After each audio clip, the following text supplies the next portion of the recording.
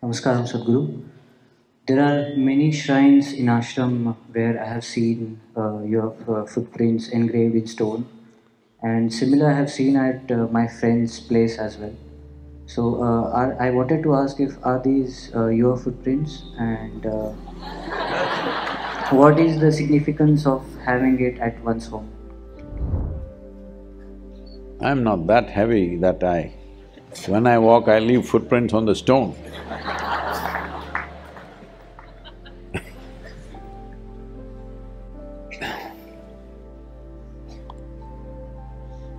You know, in this culture, in this civilization, we've looked at the human body not just for its physiology, but for its energetic physiology. In yoga, as there is a physical body, there is a mental body and an energy body. Pranamaya kosha, it's called. So pranamaya kosha can be in many different ways.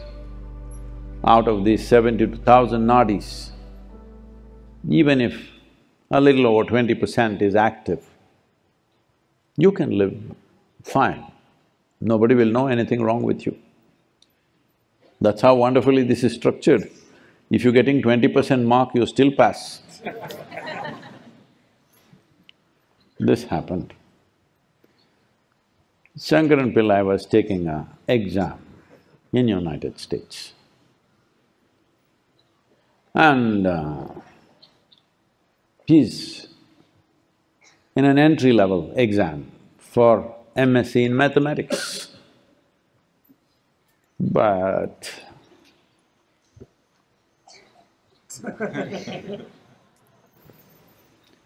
little, nothing much, he's not studied for this. So when he gave the test paper, he pinned $100 bill to the paper and wrote, $1 for every mark, 100 out of 100. So when the test results came, the papers came back, he opened, dollars fell down. He had pinned only one bill, but many notes fell down. He picked it up and counted, it was 73. And the marks. So, the energetic body is such that even just a little over 20% is active, you will live a complete life. Neither you will know nor anybody else will know anything wrong with you. Fantastic, isn't it? What a gift. At 20% functionality, you'll feel you're fine. So what is the remaining 80% for? Out of these 72,000 nadis, what are they doing? There are many aspects of it, let me not go, let's just come to the feet. So if you've activated your energies in a certain way, this is true even if you have not. Your hands, palms and soles are always very active energy-wise.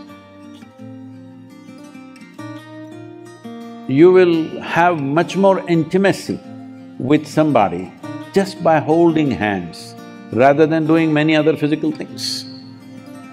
Just holding hands binds you like that because energetically there is a certain closeness in holding hands. Actually, when there is lust, there will be sexuality. When there is love, generally holding hands. Yes? Because even if you don't know anything about these things, instinctively you know this is how you feel closest. This is why in this culture when we greet somebody, hands coming together does fantastic things. But instead of you being 27% age, if you are closer to over 90% age or 100% or at least let's say 90 plus, then your hands and feet have completely different capabilities.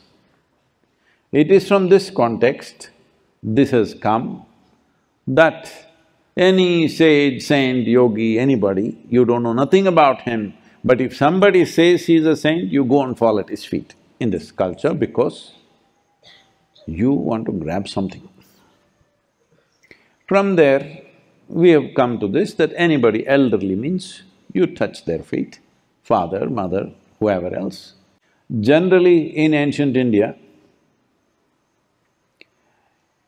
people became worthy if they were nothing, if they have not achieved anything within themselves. People became worthy of being, bowed down to only after they've completed 5 solar cycles, which is you're approximately 60 years of age.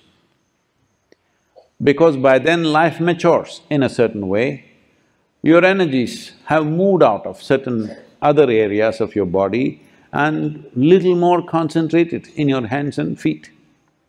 So, the culture identified this and says, if there is an elderly person, you must touch their feet because there is a benefit.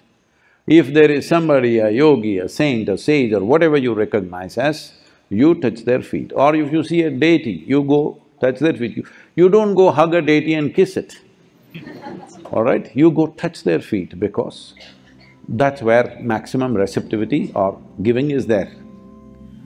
So in that context, the feet or the imprint of the feet is created in different ways. You must talk to people who have these sannidhis at home, what it means to them and what it's done to them. The important aspect of it is something that would normally not be available to you physically, where you live. It is available to you, otherwise you'll have to go in search of that to a temple or some other place, but it's alive in your own house because it's consecrated in a certain way. Well, there are stone imprints with sacred ash filled in that, they're consecrated in a certain way.